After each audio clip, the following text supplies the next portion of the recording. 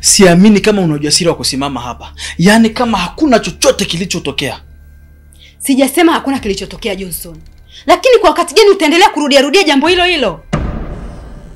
Oh, sasa mimi ndo nimekuwa mtu mbaya, si ndio Umekosea kila kitu. Mimi ndo ningetakiwa nijifanye kama vile sina maumivu. Ningetakiwa nijifanye sijaona chochote. Sijawahi kukuambia ujifanye, lakini pia hujawahi kusogeza aliyopita hata kidogo. Umekalia kwenye haya machungu na kujaribu kunirudisha kila unapopata nafasi. Kwa sababu bado inaniuma Lina. Kila muda ninapokuangalia ninachokiona ni jinsi gani wewe unavyokuwa mrahisi kubomoa kile tulichokijenga kwa miaka yote mimi na wewe.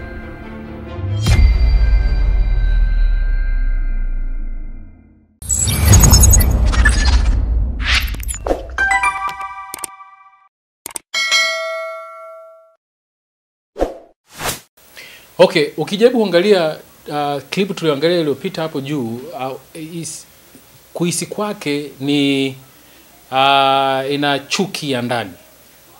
Kuna chuki ambayo ipo kati ya watu wawili. Hicho ndio kina drive watu waweze kuongea hivyo ambao wanavyoongea. Ukijaribu kuangalia kwa upande wa mwanaume, alikuwa anatakiwa acheze hisia kubwa 3. Hisia ya kwanza anatakiwa acheze hisia ya hasira, ya pili kinyaa, na ya tatu anatakiwa acheze huzuni. Kulingana na sini inavyomhitaji kusema. Lakini kujaribu kuangalia mwanzo mwisho, huyu amecheza hisia moja, kama sio moja, 2. Hisia kubwa ambayo amecheza hisia ya hasira, na baadaye akacheza kidogo huzuni. Hisia hii nyingine, hisia ya kinyaa, hakuicheza kabisa kwa sababu kuna sehemu ilimtaka acheze kinyaa lakini hakuweza kucheza. Kwa upande wa mwanamke pia ilikuwa inatakiwa acheze hisia 3. Hisia ya kwanza ilikuwa ni huzuni, hisia ya pili ilikuwa inatakiwa acheze kinyaa, na vile acheze hasira. Lakini kujaribu kuangalia kwenye hii scene, kitu ambacho imetawala hasira sana kuliko kinyaa pamoja na huzuni. Kwa hiyo ukijaribu kusoma hizi dialogue, kuna sehemu ambapo inakubidi inakulazimu uwe na hisia ya huzuni, inakulazimu kidogo uwe na kinyaa, lakini wao hawakuweza kuzifanyaje, hawakuweza kuziportray hizi hisia.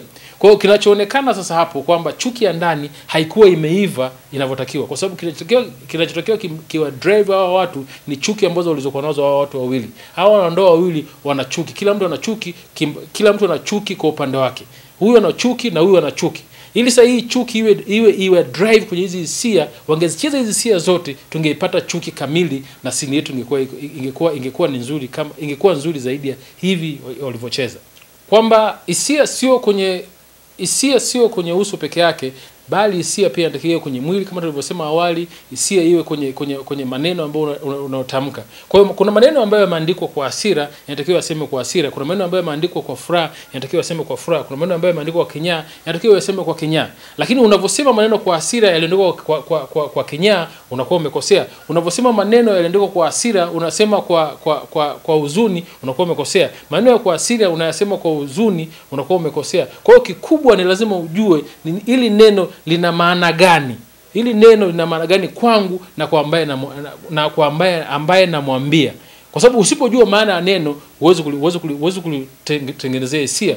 Kwa hiyo unavyosoma vigawanye hisia zako kwa vitenzi vidogo vidogo ili uweze kujua kwamba ni hisia ipi katika hisia hii zinaingia. Ili kwanza jua scene nzima ina maana gani. Scene nzima ni ya huzuni, scene nzima ni ya aibu, scene nzima ni ya ugomvi, scene nzima ni ya kitu gani, ya upendo, ya kitu gani. Ukishajua hizo hisia za upili, ndio utafuta hisia za msingi kwa kila scene. Hiyo itakuficha unapotaka kwenda.